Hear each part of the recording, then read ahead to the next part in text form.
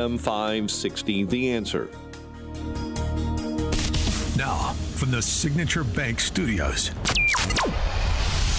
this is Chicago's Morning Answer with Dan Proft and Amy Jacobson on AM 560. The Answer.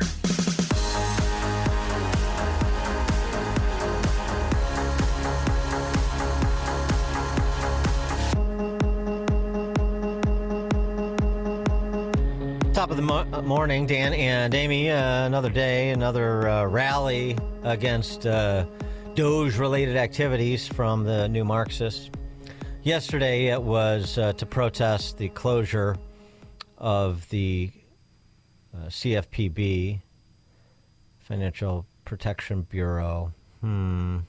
As we mentioned, that place. Yeah. Well, as we mentioned yesterday, the brainchild of one Lizzie Warren. As we mentioned yesterday, good argument made by a Harvard law professor that CFPB should have ceased to operate because it's set up to be funded by the Fed. And since the Fed has lost money since 2022, it should not have the resources it's required to keep the doors open. Not that anybody's inside, as we know from these federal agencies.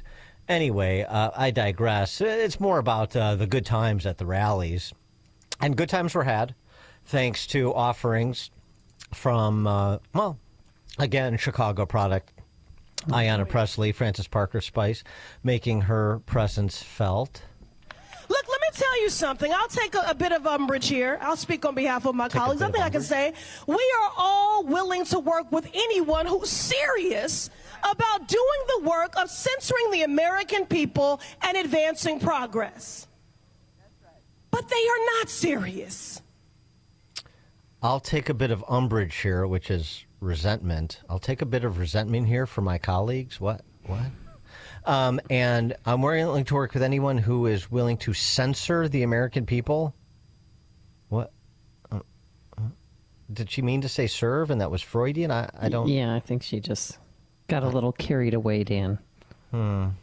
You remember Emmanuel Cleaver from his famous Satan sandwich description of, I think it was a debt ceiling deal. Anyway, Emmanuel Cleaver was present and accounted for at the CFPB rally. Now, I'm going to be quick because I want to send a message to somebody. Elon, somebody.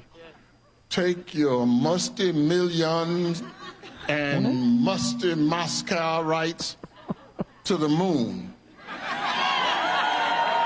Because if you don't, we're going to stand up, we're going to speak out, we're going to march, we're going to do anything we need to do to make sure that the people of this country understand that the CFPB is for them. You get your musty hands off of our money or go to Moscow, you musty moon.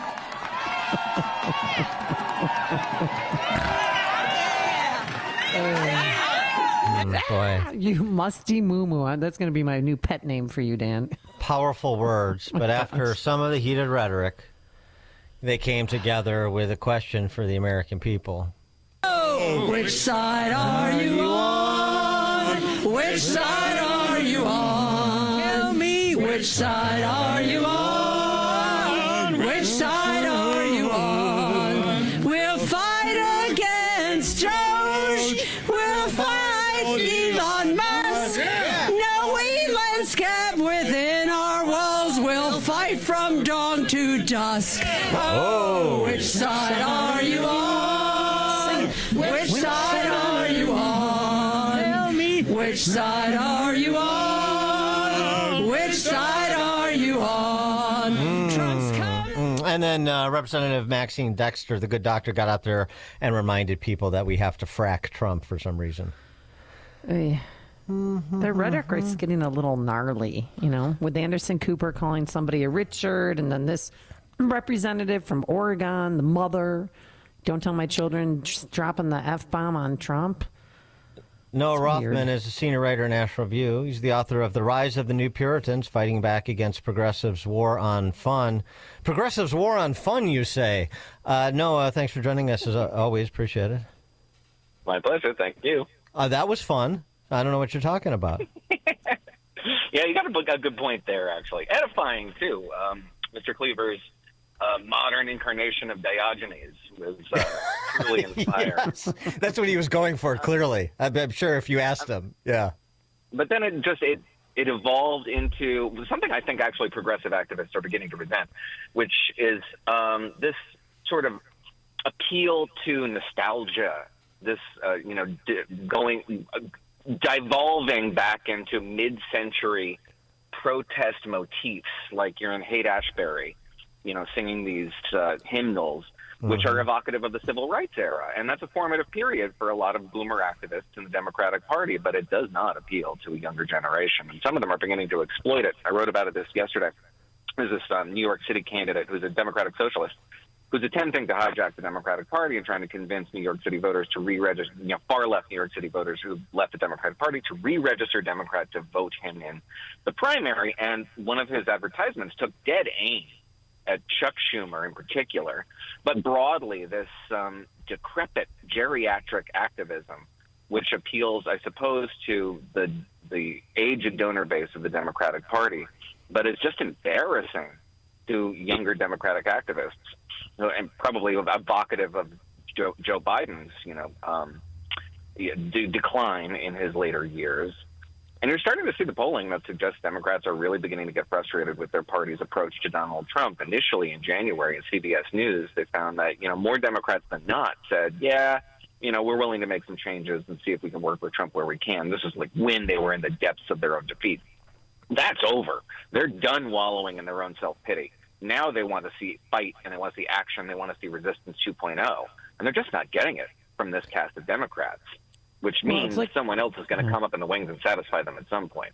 Well, they're struggling to find a strategy to counter Trump. I feel like that. And, he started with DEI, then USAID. What's next? The Department of Education? Yeah, it might be. It depends. The administration is going to, it seems like they're going to attempt to defund as much as they can and grant that funding to the states. This is a congressionally established department, agency within the executive branch. They can't just eliminate it. They can't even unstaff it so that it doesn't do what it's designed to do by Congress. So they're going to encounter some legal obstacles there. But this is a conservative objective since I've been an adult following politics. The elimination of the Department of Education and the disbursement of its funds to state-level educating institutions and educators is a desired outcome from conservative politics since I've been around. So it's not like this is some revolutionary Trump idea. It's just that the Trump administration is at last pursuing what has been a long-held conservative idea.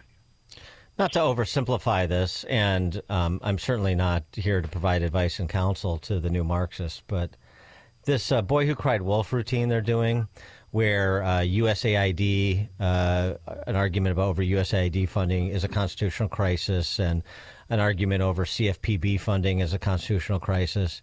I mean, they're just indiscriminate. In addition to the form these rallies and protests are taking and who is fronting them, they're just indiscriminate with their, cause du jour. And I mean, ordinary people are not going to die in a hill over, funding for trans operas in Colombia. No, but I mean, I do get frustrated with the rhetoric around that, because if that's all you think USAID does, I would submit you don't know what USAID does. No, you can't tell me the good it does. You can't tell me the bad that it does too, and just assume. And that's part of the problem, is that nobody presents a full picture of anything anymore. The critics of this agency want to say that it's fully profligate, wasteful, and counterproductive, and in many ways it is. To people who support this agency say it's absolutely vital to the conduct of American national security, and the U.S.-led order will collapse in its absence, which is not true. The people who are saying that there's a constitutional crisis because the president is seeking relief from the courts is insane. The people who are saying that there's a constitutional crisis because the courts are enjoining executive orders and then presenting relief to the administration when they appeal that are insane. They are all lying to you. They are all misleading you for the sake of ginning up activism, ginning up small dollar donations, trying to get you hot and bothered about things that are really normal. Drives me nuts. Yeah. Well, the action, though, ultimately, once we get past, well, you're not going to get past this, but there'll be another parallel track that opens up where more attention is paid, as the actual budget making process and the budget bills that need to be brought forth in the House. And on that score, when it comes to the actual exercise of the power of the purse, there's some real concern, Ed, and we talked about it the other day with Senator Ron Johnson, actually, in terms of how much cost-cutting House Republicans can actually accomplish through the normal budgeting process. Oh, House Republicans can do a lot if they were inclined. I know that theoretically. I'm talking about actuality. Yeah, that's the thing. The budgeting process has only just begun, and what normally happens in this, the Senate seems to be inclined to intervene here because I don't think they like the time that this is taking. But what normally happens is we're going to get something that'll satisfy the majority of the Republican House conference and can peel off enough Democratic votes to pass through the reconciliation process. And there's always going to be a few conservatives who will object, and their objections will be completely valid and 100% above board, and probably ones that I will agree with. But ultimately, that conference tends to lose these arguments just because they can't generate the support of a majority of their Republicans, to say nothing of the opposition party. But what I think we're going to see, at least if we can get from the DOJ committee, some concrete action items that have to go to Congress, and a lot of the stuff that DOJ wants to do has to go to Congress, then we can see a lot more political pressure on Republicans to finally cut some of the stuff that is really obnoxious here. Something that I say often, and it deserves to have a little correction to it, is that the DOJ committee is kind of a redundancy because the Government Accountability Office already does this. What the Government Accountability Office does not do and cannot do, is allergic to, is creating controversy. Right. Is making these things into an action item that you're embarrassed by, that you as a political official cannot defend, cannot look away from because it's just in your face. That's what DOJ has been great for, is taking these GAO items and saying, aren't you humiliated by this? Do something about it. And that might actually bear some fruit. And in addition to that, they've got the DOJ clock running like the debt clock. And if, by the time they get around to the budgeting process, if DOJ's savings clock is, at $100 billion, $200 billion, whatever the number is, that just puts additional pressure on it. These guys, Elon Musk and the DOJ boys can come up with all these savings going through these agencies, and you guys can't do better than whatever they may default to. That just puts added pressure to come up with real substantial reductions in spending. Maybe, but any substantial reduction in discretionary spending is just Band-Aid on a gunshot wound. Our problem is non-discretionary spending. Entitlement programs, Medicare, Medicaid. Oh, do we lose him? We lost Noah? No. All right. Okay.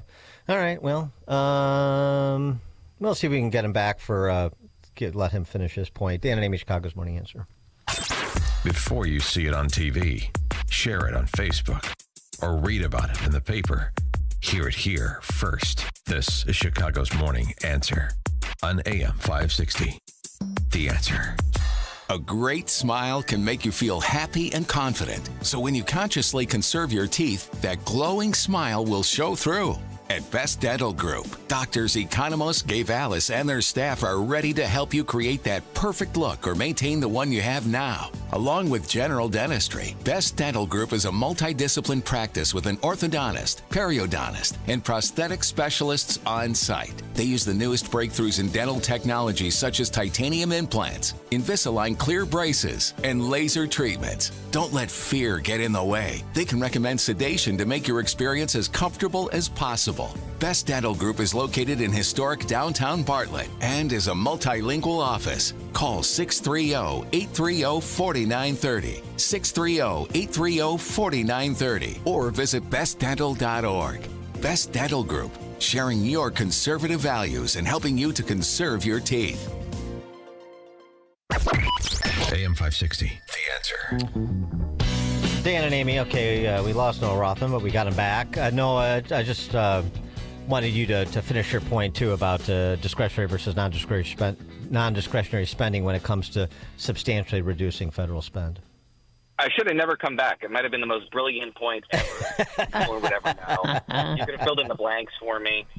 The only thing is that people hate it when you say $100 billion is not a lot of money because it's a gigantic amount of money. Yeah. But everything's relative, and in government terms, it's not a lot of money because we spend $4 trillion per year in federal spending, and the discretionary spending, which means the spending that you can kind of mess with, which by the way includes defense, is not the biggest bucket of cash. The biggest bucket of cash is non-discretionary spending, which is stuff that is mandatory spending. It's going out the door by congressional edict. Whatever you do, doesn't matter. And that's Medicare and Medicaid, Social Security, and the interest on the debt. And that's the giant bucket of spending in this country, the vast majority of it. And a lot of it is wasteful, but it's all very popular. And the second you start touching at it, looking at it funny, all of a sudden it's easy to demagogue. You want children to die. You want seniors to live on the streets. And the Doge Committee has kind of broken a little bit of that paradigm there in saying, well, if you actually look really closely at a lot of these programs, they don't make a ton of sense. The same logic applies to Social Security, Medicare, and Medicaid, not the interest on the debt, obviously.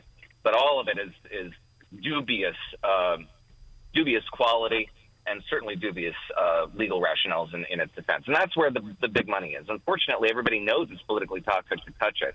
But until then, we'll keep tinkering around the edges and getting really big headlines and garment-rending news cycles around how horrible it is that this $70 million program exists.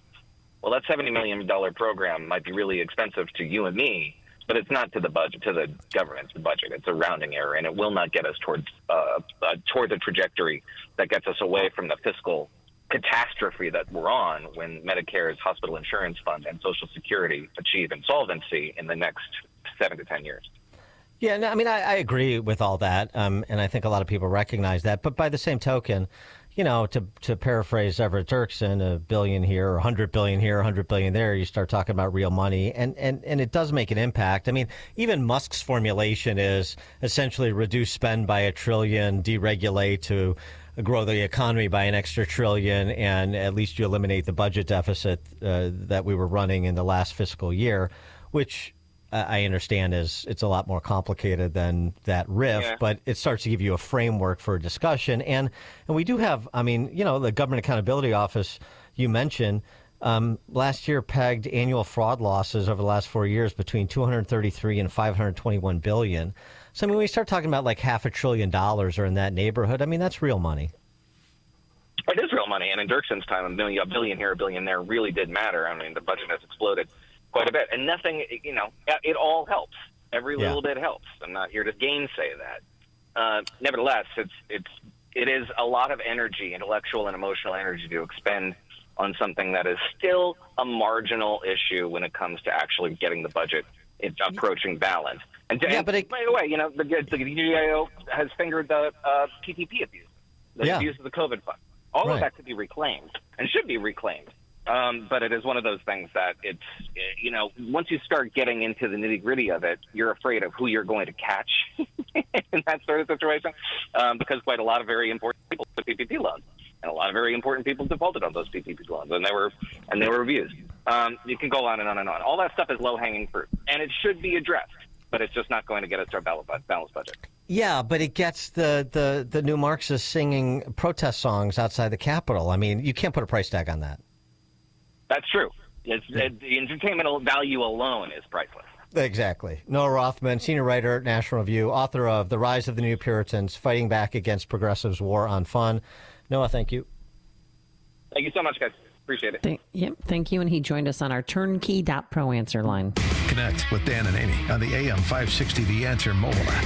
Just text the word app to 64636 to download the app today.